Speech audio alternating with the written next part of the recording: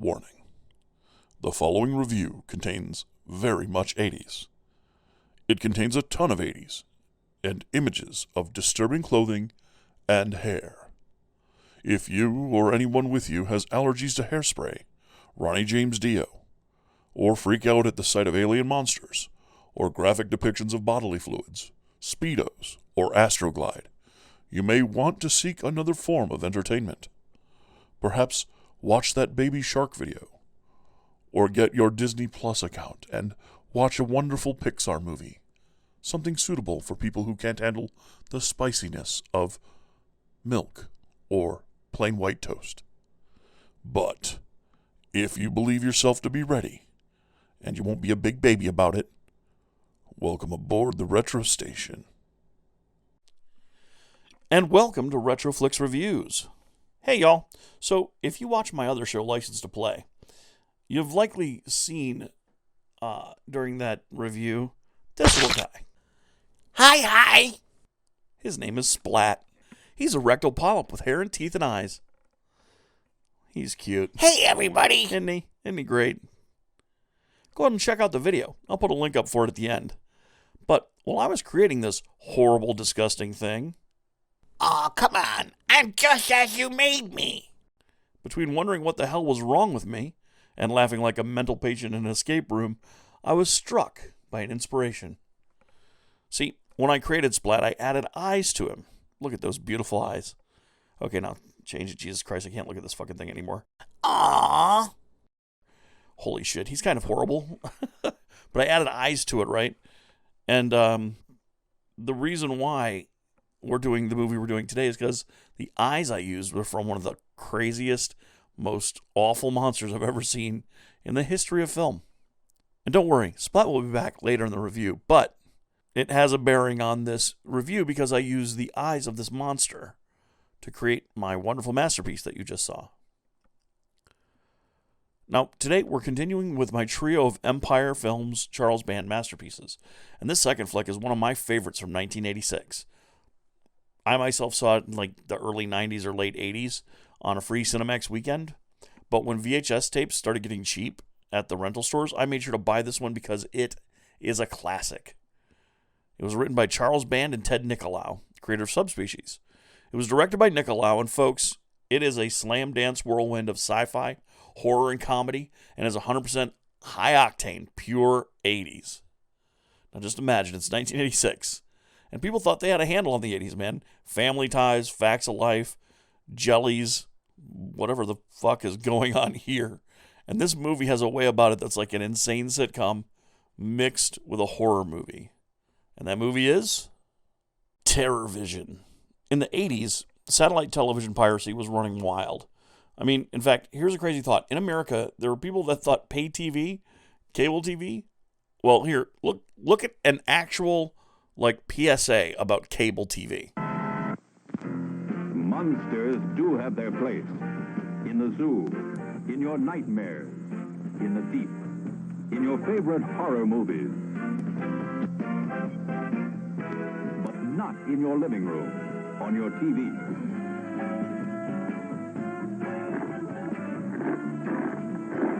Don't let pay TV be the monster in your living room. Pay TV and cable TV companies are seeking the right to charge you for the very programs you now get free. If you want to stop pay TV and save free television, sign the petition in the lobby of this theater. Let your lawmakers know how you feel in the fight against pay TV and cable TV. They literally thought it was anti-American. And then the satellite television companies that were putting out satellites, they had descramblers, so people could get just every signal from anywhere, meaning you got stuff on live shows that the people at home were missing out on. You got pay-per-view for free. I mean, you got everything. And for the longest time, the television stations and programmers of content have been waging a war between technology and themselves and the consumer. And this movie is kind of about that, a little bit. It sort of enters into the idea that the consumer's a dirtbag. And believe me, this movie, it is an off-the-rails, insane horror trip. See, when you had a satellite dish in the late 70s and early 80s, you got whatever was bouncing off the satellites above the Earth for free. The dish costs out the ass. But once you got it set up and working, you could get broadcasts from every country on the planet. I mean, some people found out about, like, Robotech and all of that anime, all that good shit, like, way earlier than everyone else if they had a satellite dish. A lot of folks that I have in my family lived in California, and they were getting, oh man, just Japanese television all the time. It was crazy. It was crazy. This movie, like I said, is sort of about satellite dishes. But basically, it's a family picture. I can't say that with a straight face, but it is. This movie is about these guys, the Putterman family. Raquel and Stanley, okay? Their little son, Sherman, he's played by Chad Allen. From My Two Dads and Dr. Quinn Medicine Woman and Sadness, I guess, and wishing it was still 1986. And his sister Susie, played by 80s quirk girl supreme Diane Franklin. Now, the fact that she's not French is killing me, because, man, she was a heartthrob in the 80s for guys who liked quirky chicks. And I'm that guy. Look at her hair. Oh, my God.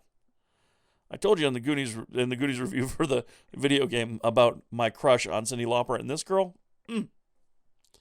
Anyways, you don't want to hear an old man pining after an even older woman.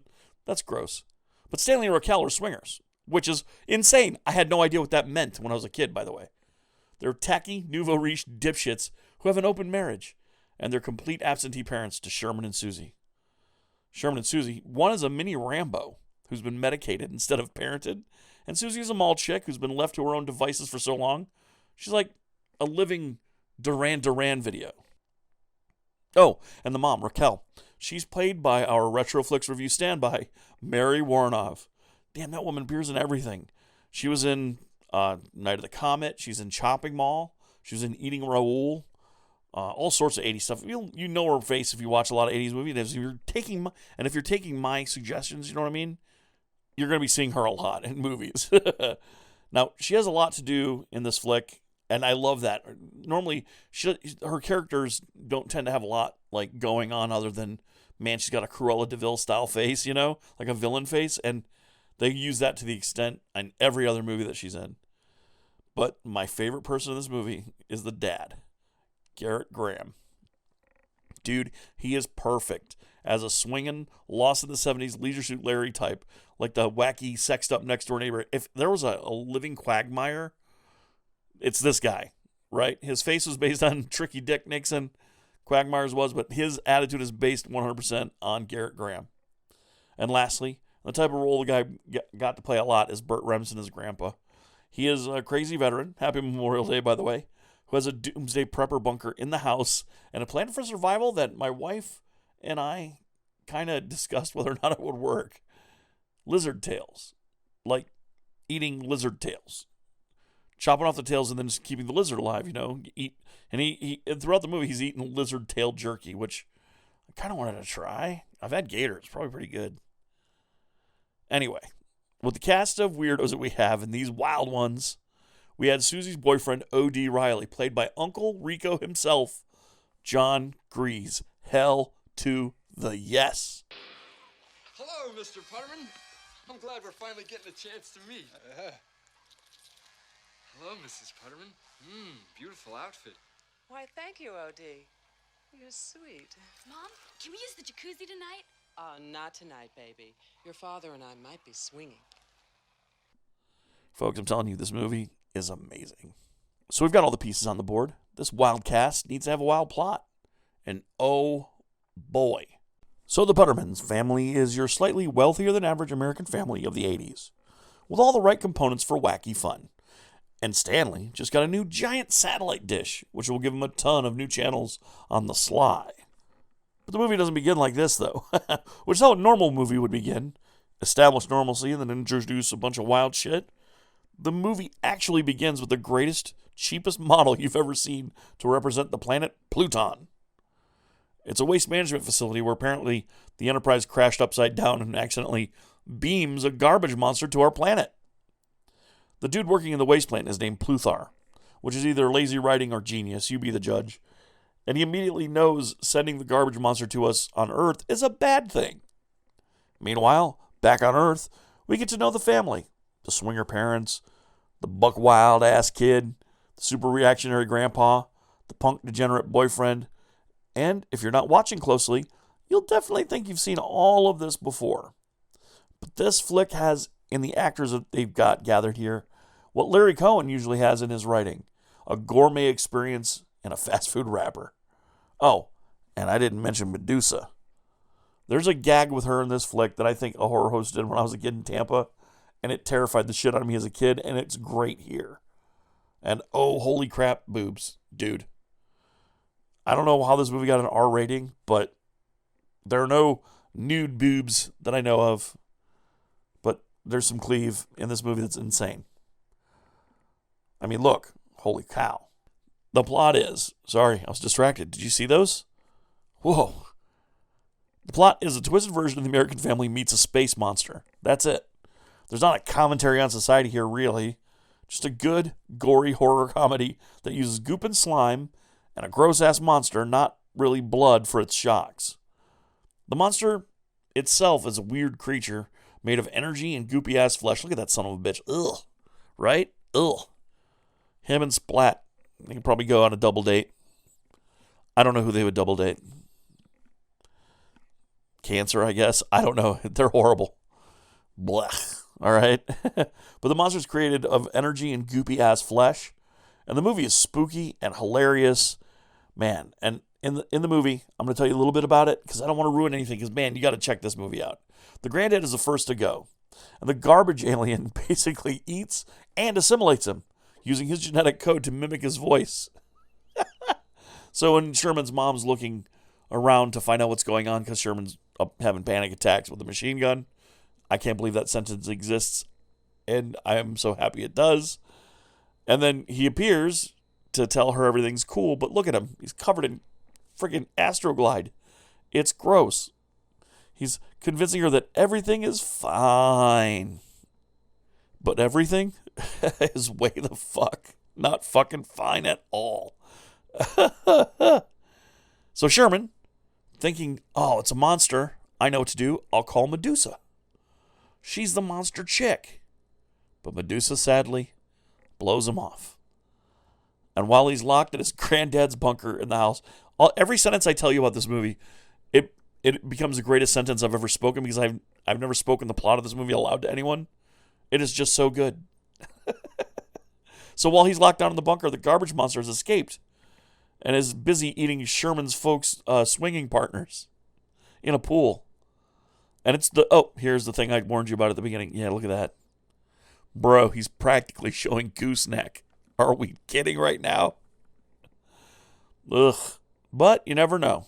I mean, to each their own, right? You just think you're going to get into a jacuzzi with that lady? Nope. It is gross, man. It's a gross out flick, but it's not like there's nothing overtly gross. Anyway, let's move on from this too. That spandex is going to haunt your dreams, dude. And dudettes. Oh my goodness.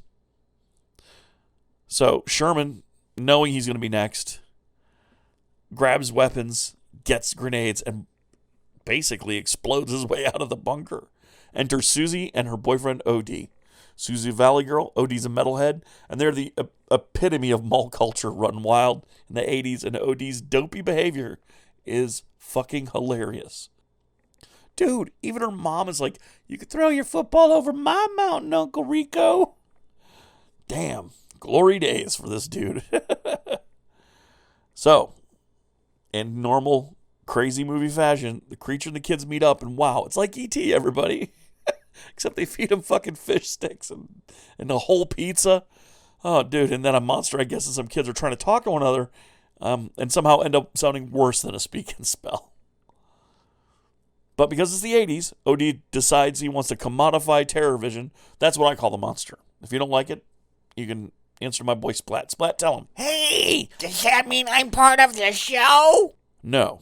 Aw, boo. This flick is hilarious. And it's the subtle moments you got to watch for. Especially, watch this part here. So O.D. and Susie are coming home. Sherman's freaking out. And just watch O.D. You see what I'm saying? It's fucking classic. So this flick has a lot of surprises in store for you, and I won't ruin any of them at all. I can't. I don't do spoilers for you. But from here, let me just tell you this movie takes a left turn that you got to see to believe. And I maintain that with a different cast, this movie would have just been another piece of retro crap you could breeze on by at the video store. But as it stands, you need to find this movie, pick it up, check it out. It's one of my favorite 80s horror comedy flicks ever.